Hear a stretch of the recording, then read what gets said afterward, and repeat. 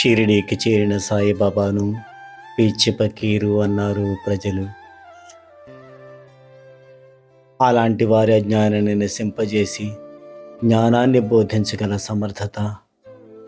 మచ్చలేని జీవితం,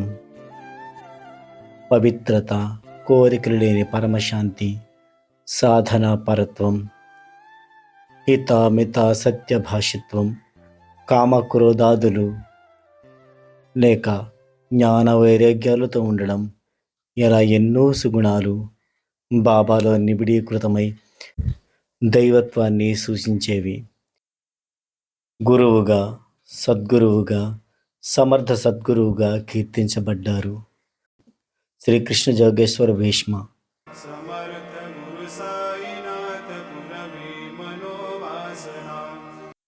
అంటే సమర్థుడైన సద్గురు సాయినాథ భగవానుడు మన వాంఛను నెరవేర్చును అని కాకడ హారతిలో ప్రభాతాష్టకంలో సమర్థ సద్గురువుగా సాయిబాబాను స్తోత్రం చేశారు. నమామీశ్వరం సద్గురుం సాయినాథం.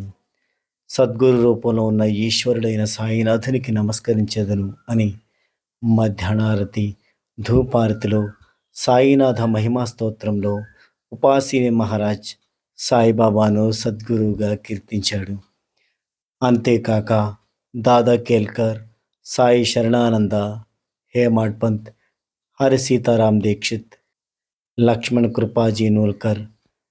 బాపు సాహెబ్ జోగ్, బాలకృష్ణ విశ్వనాథ్ దేవ మున్నుగు భక్తులు సాయిని సమర్థ సద్గురువుగా కీర్తించారు. ढवळण्याचे योग्य झाले नवल बाबा ऐसिया वेळे अगाध लिले दावीत कोठे रक्त मांसाचा हात कोठे तपेले प्रखर रखरखीत परीन भाजल्याची खूण यत्किंचित न भयभीत मुखचर्या जो भक्तांची पडता मस्तकी तात्काळ वारी त्रिताप समस्तकी तयासी कैसे दुखवावे पावकी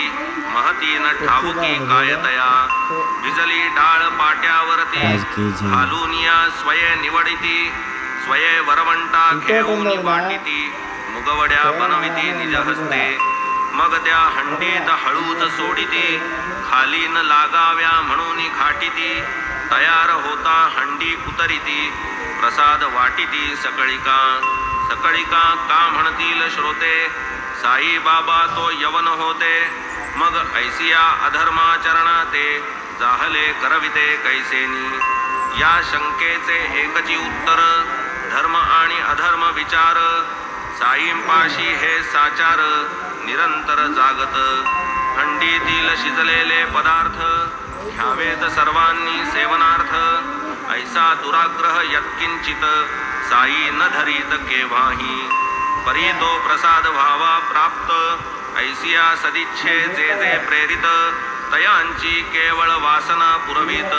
प्रपंच न करीत केव्हाही शिवाय